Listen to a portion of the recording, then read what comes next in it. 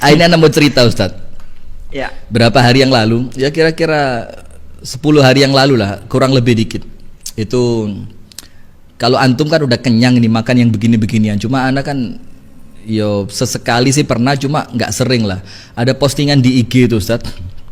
Ada salah satu ikhwan itu yang kemudian foto anak dipasang. Di sampingnya ada tulisan Kitab Tauhid gitu ya, Asy-Syaikh Muhammad At-Tamimi. Kitab ma'ruf ini antum tahu juga. Nah, sudah kemudian tulisannya gini Ustadz, hati-hati ikhwan gitu ya. Jangan tertipu dengan pembahasan kitab tauhid dari Ustadz ini gitu kan. Kemudian di bawahnya termasuk nama antum di tag Ustadz. Wah, ini keren ini. Ana mau nama antum di tag. Karena beliau ini dekat dengan ahlul bid'ah, bermudah-mudahan dengan ahlul bid'ah. Dan ahlul bid'ah yang di tag Ustadz Abdullah Hadromi, Abu Basam Omar Mita, dan di bawahnya ada UAS gitu. Nah, kira-kira kalau antum Ustadz ngadepin yang gini-gini bagaimana? Karena mereka dalilnya banyak banget Ustadz, Masya Allah. Termasuk kalimat mereka itu innal arwah junudun mujannada. Jadi ruh itu akan Allah kumpulkan bersama yang sejenis. Innat tuyur ala ashkaliha taqauna. Kalau trik dari antum Ustadz ngadepin yang gini-gini gimana Ustadz? Ini sih pengalaman yang sudah saya lewati Ustadz. Saya sudah selesai dengan masalah semacam itu kalau saya Ustaz.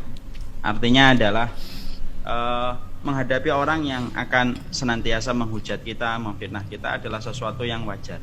Kalau perjalanan dakwah kita itu mulus, tidak mendapatkan sama sekali gangguan, tidak sama sekali mendapatkan rintangan, justru malah kita itu bertanya sama diri kita, jangan-jangan ada yang salah nih dalam dakwah kita sampai tidak memiliki sebuah rintangan dan tidak memiliki sebuah hambatan. Tapi saya juga teringat kepada sebuah asar, ada sebuah asar yang datang dari Nabi Shallallahu Alaihi Wasallam. Memang para ulama atau di dalam derajat hadisnya ada yang mendhaifkan, tapi tidak sedikit pula yang menghasankan. Rasulullah Shallallahu Alaihi Wasallam itu menyampaikan al-mu'min baina khamsi syada'id. Orang mukmin itu di antara 5 penghalangnya.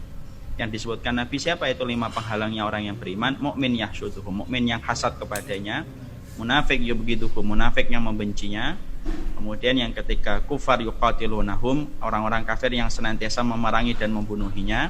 Wasyayatin tudilluhum, setan yang senantiasa menyesatkan. Wal ahwa tunazi'uhum, dan hawa nafsu yang menyeret kita. Ini itu ritmenya selalu akan kita temui dalam kehidupan kita Ustaz. Siapapun itu. Nah, yang terkadang kita akan temui pertama kali itu siapa? Yaitu adalah mukmin yahsyuduna, mukmin yang mereka itu hasad sama kita. Nah, makanya hal semacam itu harus kita nikmati bagian dari penak-perniknya dakwah Ustaz. Kalau dakwah itu gampang namanya bukan dakwah, itu namanya ngajar kuliah di mata fakultas umum yang mana tidak memiliki hambatan. Kan kita bukan ngajar, kita ini mengajak kepada yang hak.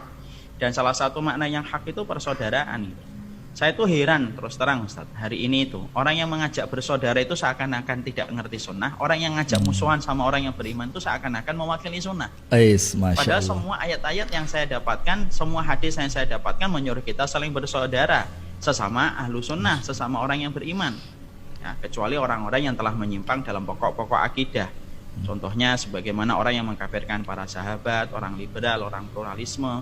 Dan orang-orang yang semacam ini yang membuat tulisan kepada antum, ngetek nama antum itu, ngetek nama saya, kadang-kadang lebih sibuk untuk melihat kepada kita, menjatuhkan kita. Tapi orang-orang yang jelas menyuarakan pluralisme, sekulerisme, malah tidak pernah mereka hujat, malah justru selamat dari lesan-lesan mereka.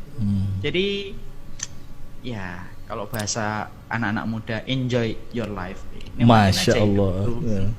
Wah, itu semacam itu Ustaz. Kalau kita mikirnya pikiran yang besar, kita tidak akan pernah terrepotkan dengan hal kecil yang disampaikan oleh manusia. Apalagi manusia yang mengucapkan juga majhul, orangnya siapa kita juga nggak ngerti, ilmunya dulu belajar di mana kita juga nggak paham, siapa ustadznya juga kita nggak paham. Kalau kita kan jelas, kita belajar di Fakultas Syariah, betul nggak Ustadz?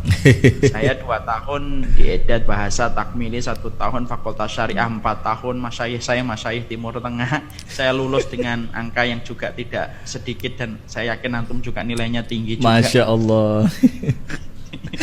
Jadi kalau ada orang mempertanyakan kita itu, saya ditanyakan apanya sih? Betul kata Ali bin Abi Thalib. Anak kok seperti tahu arahnya kemana ini Ustadz ya?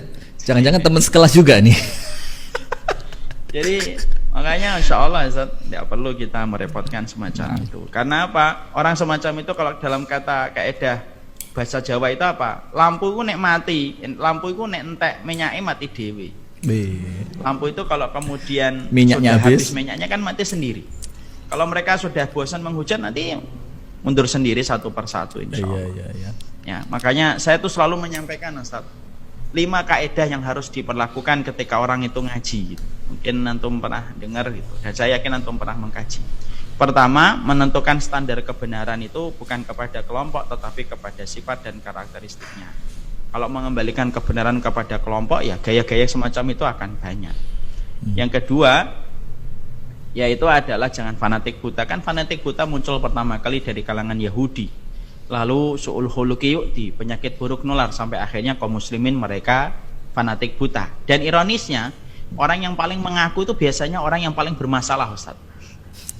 Orang yang mengaku paling NKRI biasanya paling bermasalah juga. Orang yang paling mengaku paling Islami ya biasanya paling bermasalah.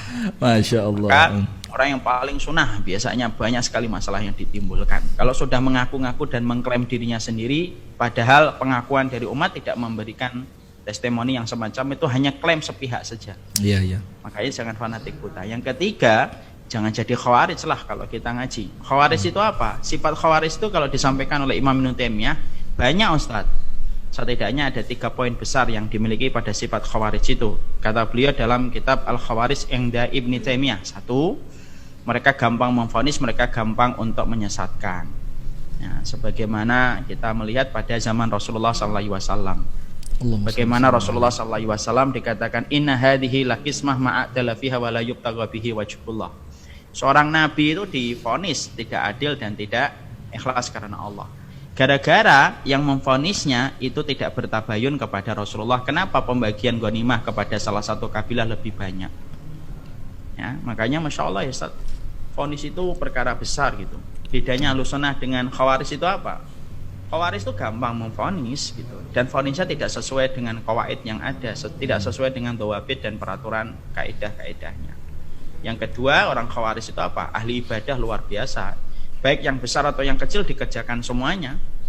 Makanya kan kata Rasulullah, Quran kamu tidak akan sama menandingi Qurannya mereka, sholat kamu tidak akan pernah mampu menandingi sholatnya mereka. Artinya orang-orang Khawarij itu Masya Allah di sisi ibadah itu luar biasa dalam yang wajib dan yang sunnah. Bukan berarti kita tidak beribadah, kita tetap beribadah. Jangan sampai nanti malam kita tahajud, nggak jadi daripada nanti Khawarij, nggak gitu juga.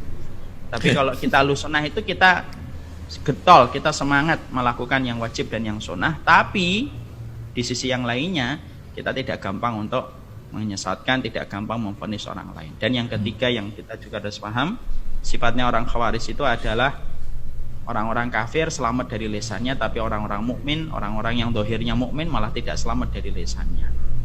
Nah itu kalau sudah semacam itu kan kita mampu, dan kita harusnya mendiagnosa diri kita masing-masing kan.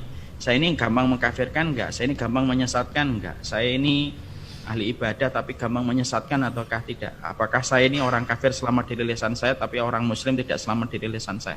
Setiap thalibul ilmi dan setiap pencari ilmu adalah orang yang paling berat dengan mendiagnosa dirinya dan bermuhasabah atas jiwanya. Apakah dia termasuk orang yang mendapati berbagai macam hal yang dikhawatirkan oleh para ulama terdahulu. Kemudian yang keempat ya harus mengerti perbedaan para ulama. Kemudian yang kelima ya ambil yang baik, buang yang buruk. Kita gunakan kaidah itu pada takaran yang sebenarnya. Jangan sampai berlebihan, jangan sampai menolak kaidah itu. Karena kaidah itu adalah kaidah yang sebenarnya sejatinya adalah ambil yang baik, buang yang buruk. Kalau yang salah jangan diambil, yang baik diambil. Bukankah Ibnu Qudamah mengambil kitabnya Imam Al-Ghazali Ustaz? Betul nggak Ustaz? Ya kan sampai jadinya Minhajul Qasidin, ya atau tidak Ustaz? Iya, sah. Semacam itu. Wallahu a'lam bishawab. Masya Allah, Masya Allah. Jadi senyumin aja ya Ustaz. Santai aja gitu. Santai. Saya sudah melewati masa-masa itu. Iya, maka kita bincang begini Ustaz. Ini kayak ngadem no hati gitu Ustaz. Bayangin Kenapa? foto kayak ngadem no hati Ustaz. Oh gitu. Iya. Insya Allah. Jadi foto dipajang, bahkan kitab yang nggak ikut apa-apa jadi korban Ustadz. Jangan tertipu dengan kajian kitab tauhid. Apalagi ada foto Gary lagi di sana, ada foto Abu Shanum, ada foto Akhrik. Jadi terkenal mereka Ustadz.